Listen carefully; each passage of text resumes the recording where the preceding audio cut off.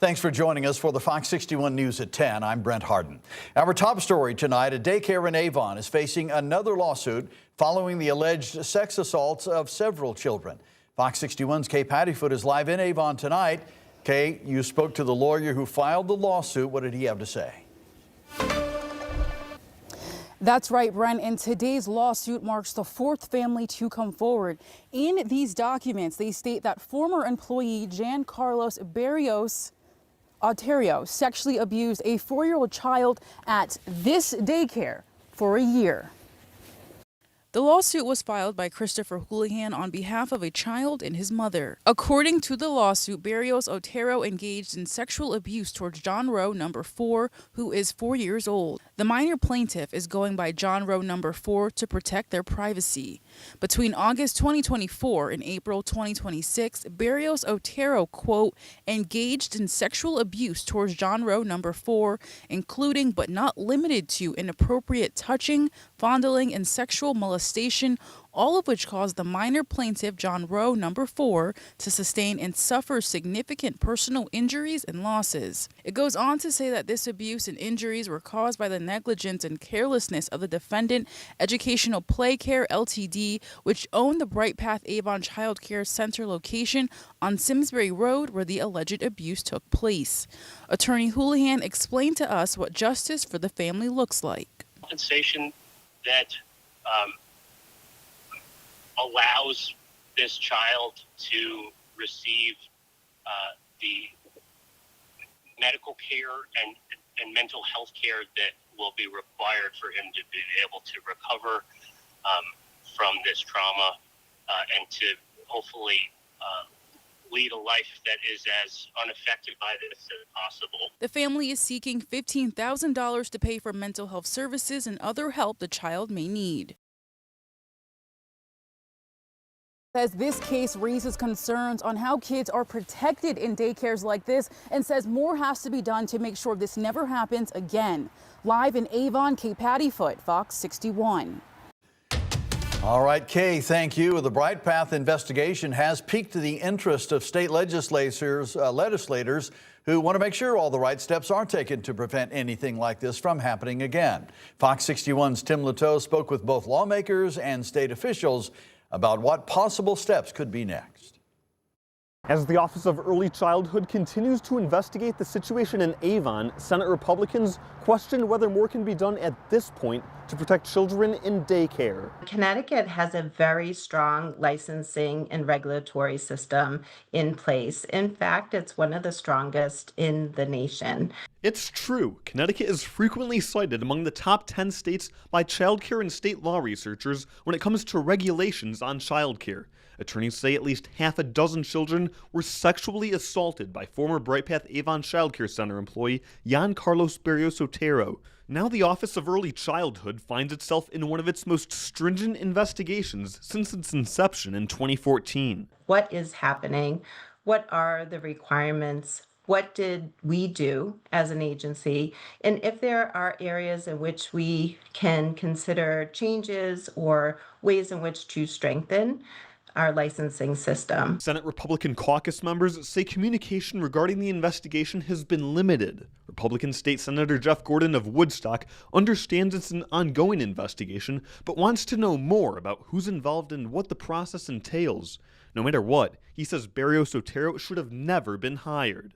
We've been hearing that there might be potentially lapses on the part of the company, or maybe not a thoroughness looking into an employee's background. Investigators say Barrios Otero had no previous criminal history. Attorneys say he worked at the Bright Path Avon location since 2020.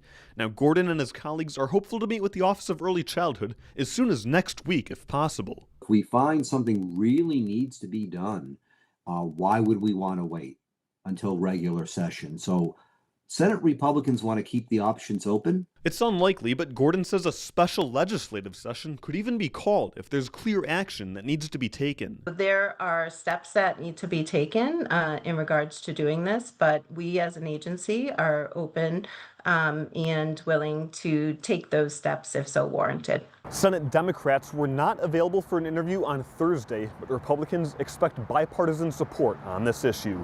In Hartford, Tim Lateau, Fox 61. Parts of eastern Connecticut picked up almost 2 inches of rain today, but other parts of the state just about 1/3 of an inch or even less. So it really was just the luck of the draw. Here's a look at a couple leftover spotty showers and sprinkles that are out there, but we're really not looking at much in the way of additional measurable rain. We kind of got through the worst of it, and most of tomorrow will be dry. You can see that steadiest and heaviest rain has certainly moved on. But I did want to show you that later tomorrow in the afternoon, there could be a hit or miss shower. Not every town will see one, though. Overnight tonight, we'll see temperatures drop back into the upper 40s to right around 50 degrees. We see clouds, some sunshine during the morning tomorrow. High temperatures will be cooler than average for one more day, with highs that are up around 60 degrees. After that, we get a pretty significant warm up that starts on Saturday with highs in the 70s. But doesn't stop there. We could approach 90 and see the hottest weather of the season heading into next week. We'll also talk about when the humidity returns. Coming up, Brent. Well, tonight, the state's race for governor is now down by one candidate. Former New Britain Mayor Erin Stewart suspended her campaign for the Republican nomination. It comes after the city of New Britain released a report from an independent investigator that details Stewart's personal expenses on a city-issued card. Stewart says she takes the allegations seriously and she is ending her run for governor so she can address them. Fox 61's Alicia Hercules has more on the announcement and what's next for Stewart.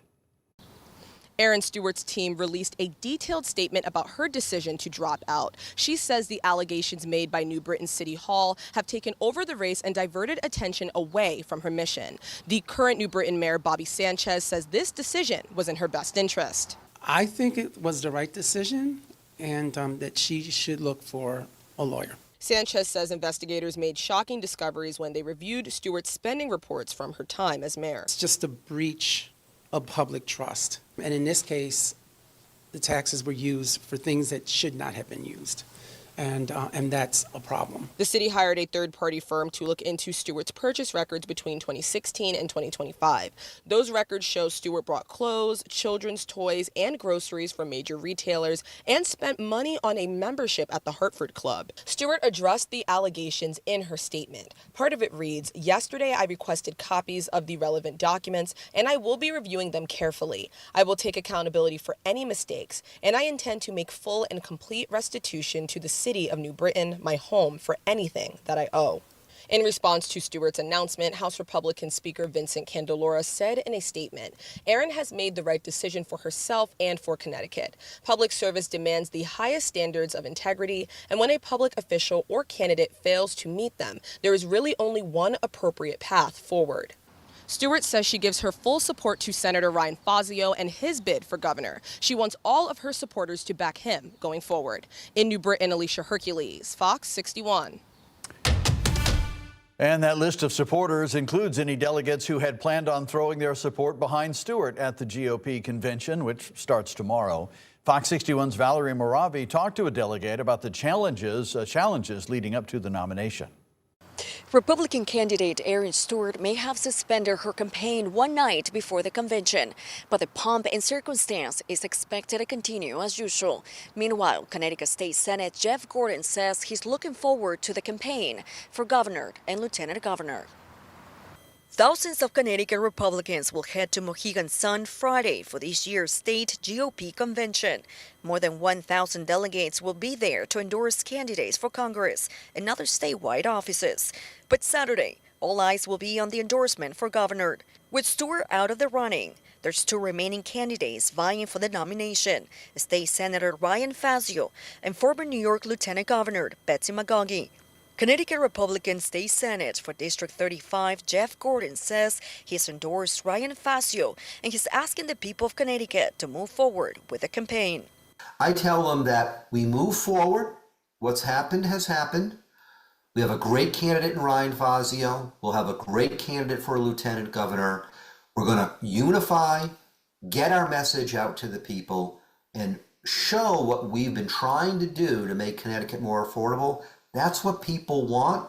We have the message, we have the ideas, we have the common sense, And that's going to come out from the convention, and that's going to move us forward. As far as recent reports about Stewart's misuse of city credit card, State Senator Gordon shared his concerns.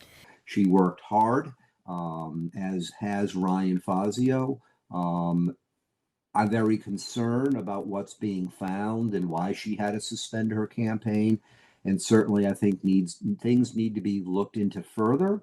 And as she said in her statement, if she needs to make things right, she was going to do that.